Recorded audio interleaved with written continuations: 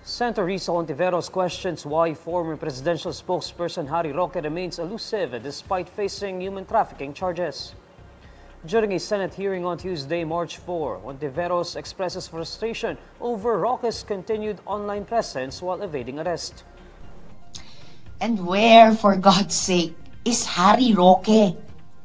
Bakit parang libre na lang siyang mag-post ng kung ano-ano sa social media na parang kinukutya pa ang administrasyon at mga otoridad natin while avoiding arrest for charges of human trafficking? According to Hontiveros, her sources informed her that Roque flew from Dubai to Shanghai on December 8, 2024. He reportedly stayed in Shanghai for just 1 day and then traveled to Macau. During the hearing, Hontiveros asks if the Bureau of Immigration if they had any information on whether Roque had gone to China and Macau. However, Immigration Intelligence Division Chief Fortunato Manahan Jr. says they currently have no validated proof regarding the matter.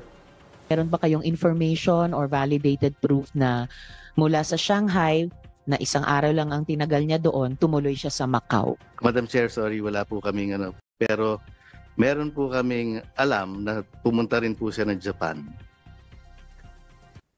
And hindi po siya nakaalis. Supposed to be bound for US, pero denied flight, denied check-in. So, wala rin naman hong holdings ang Japan Police or Japan Immigration. Then after that, wala na po kami information.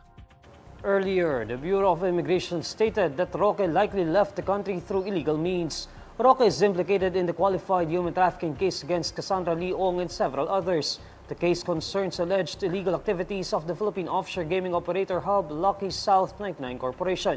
Roque has denied the allegations.